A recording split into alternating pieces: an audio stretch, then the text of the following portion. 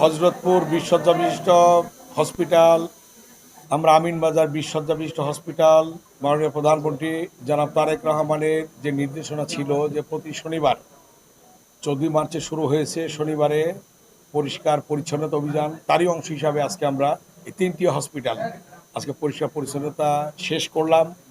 এবং এখান থেকে আমরা যে নির্দেশনা ছিল মাননীয় প্রধানমন্ত্রীর, সেই নির্দেশনা অনুযায়ী আজকে এখানে আমাদের ইউনো সাহেব সহ আমাদের ডেপুটি সিভিল সার্জন সহ আমাদের আরএমও সহ প্রধান স্বাস্থ্য কর্মকর্তা সহ অন্যান্য ডাক্তারবৃন্দ আছেন এখানে, আমাদের কর্মকর্তা কর্মচারীরা আছেন, নার্সরা আছেন এবং প্রত্যেকের কর্মচারীরা আছেন এখানে।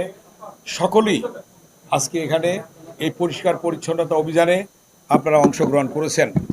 এই অংশগ্রহণের মধ্য দিয়ে আজকে যেটা উদ্দেশ্য ছিল মাননীয় প্রধানমন্ত্রীর, যে ডেঙ্গু জ্বর, চিকুনগুনিয়া, এই যে অসুখগুলি ছড়িয়ে পড়ছে, এগুলির থেকে মানে ইসের জন্যে, নিরোধের জন্যে এবং প্রতিরোধের জন্যে এবং সেখান থেকে আমাদেরকে মুক্তির জন্য আজকে এই কর্মসূচি গ্রহণ করা হয়েছে। তারই অংশ হিসাবে আজকে আমরা এখন আমিনবাজারে, সাভারের আমিনবাজার ইউনিয়নের ২০ শয্যা বিশিষ্ট হসপিটাল পরিষ্কার পরিচ্ছন্নতা শেষে আমরা বসেছি আমাদের কর্মকর্তাদের নিয়ে।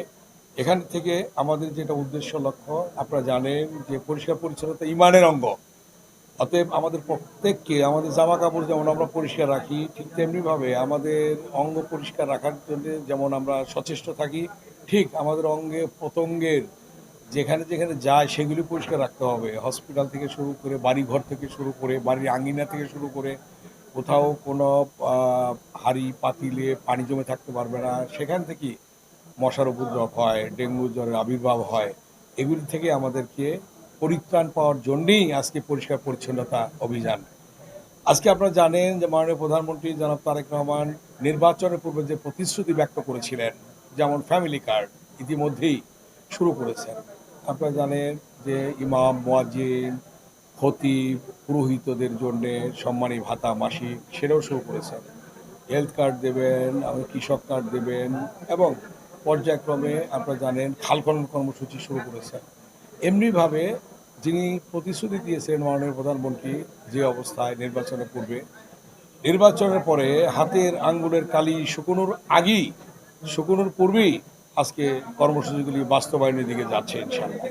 অতএব আমরা সকলেই ঐক্যবদ্ধভাবে সেই কাজগুলি করব।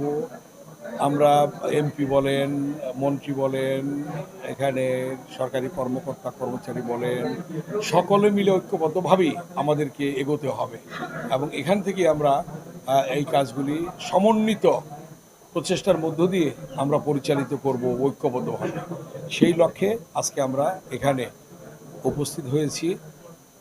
আমরা জানি যে সারা দেশে এটা শুরু হয়েছে, সেটা আজকে এখানেও শুরু হলো। এখানে এসে যে অবস্থা দেখলাম যে গত ১৭ বছরে এখানে কোনো বেডের মধ্যে কোনো রোগী ঘুমায় নাই, এখানে কোনো ঔষধপত্র বা রোগীদের সেবার কোনো পরিস্থিতি ছিল না, পরিবেশ ছিল না। কিন্তু এখন থেকে আমরা মনে করি ইনশাআল্লাহ সেটা শুরু হবে এবং আমাদের সুযোগ্য আমাদের ডাক্তারবৃন্দ আছেন এখানে, আমাদের অন্যান্য কর্মকর্তা কর্মচারীরা আছেন, তাদের সম্মিলিত প্রচেষ্টায় আন্তরিকতার মধ্য দিয়ে মানব সেবার জন্যে, এলাকার সেবার জন্যে আমরা সকলে সেই কাজগুলি এগিয়ে নিয়ে যাব। এখন থেকে সেই কাজগুলি এগিয়ে নিয়ে যাওয়ার জন্য আমাদের প্রত্যেককে ফিজিক্যালি এখানে থাকতে হবে, স্বাস্থ্যসেবা দিতে হবে এবং আমরা প্রতি সপ্তাহে হয়তো আসতে পারবো না, মাসে একবার আসবো বা আমাদের নেতারা আসবেন, আমাদের চেয়ারম্যান সাহেব আসবেন, আমাদের এখানে যারা আছে জনপ্রতিনিধি তারা আসবেন এবং আমাদের অন্যান্য নেতৃবৃন্দ আসবেন, সাংবাদিক বন্ধুরা আসবেন। এখানে এসে যেন দেখেন যে না, একটু স্বাস্থ্যসেবার পরিবেশ আজকে হয়েছে। সেই স্বাস্থ্যসেবার পরিবেশটা তৈরি করার জন্যই আমার বিনীত অনুরোধ থাকবে আপনাদের কাছে। কারণ আপনারা প্রত্যেকেই আজকে সুযোগ্য ডাক্তার, আপনাদের সেবা না পেলে এলাকার মানুষ উপকৃত হবে না। অথবা আপনাদের সেবাটা নিশ্চিত করতে হবে, এটি আমার বিনীত অনুরোধ। আমি এলাকার জনগণের ভোটে নির্বাচিত, জনগণের যে প্রত্যাশা ছিল, নির্বাচনের পূর্বেই আমাকে বলেছিল এই হসপিটালটা বন্ধ হয়ে আছে। আমি বলেছিলাম নির্বাচনের পূর্বে যে ইনশাআল্লাহ আল্লাহ যদি আমাকে নির্বাচিত করে আমি হসপিটালে যাব এবং গিয়ে সেখানে গিয়ে স্বাস্থ্যসেবা নিশ্চিত করার জন্য যা যা করা প্রয়োজন সেগুলি করব। ইতিমধ্যেই এখানে যে জনবলের অভাব আছে, এখানে যা যা শর্টেজ আছে, যে সকল বিষয়ে আমি সিভিল সার্জন সাহেবের মাধ্যমে আমি লিখিতভাবে নিয়েছি। আমি একটা ডিউ লেটারের মাধ্যমে আমাকে হেলথ মিনিস্টার সাহেব বলেছেন যে একটা ডিউ লেটারের মাধ্যমে এগুলি দিয়ে দেন, আমরা পর্যায়ক্রমে ব্যবস্থা করব। যদিও আমাদের সব কিছুই একটা সীমাবদ্ধতা আছে, তার মধ্যেও এইগুলির ব্যবস্থা করবেন উনি বলেছেন। যে সেইগুলির দিকে লক্ষ্য রাখার জন্য আপনাদের প্রতি আমার বিনীত অনুরোধ থাকবে এবং স্বাস্থ্যসেবার দিকে সকলকে এগিয়ে আসতে হবে, এটি আমার বিনীত অনুরোধ সকলকে। অতএব জনগণের সেবা করে আমাদের মূল লক্ষ্য, সেই সেবায় সকলে নিয়োজিত থাকবেন, এটি আমার বিনীত অনুরোধ। যাই হোক, আমি আর বক্তব্য রাখতে চাই না। আমার সুযোগ্য ডেপুটি সিভিল সার্জন সাহেব আছেন এবং স্বাস্থ্য কর্মকর্তা প্রধান যিনি আছেন এবং আরএমও সাহেব আছেন। এখন বলেন এখানে কিভাবে আপনারা স্বাস্থ্যসেবা দিবেন এবং কি কি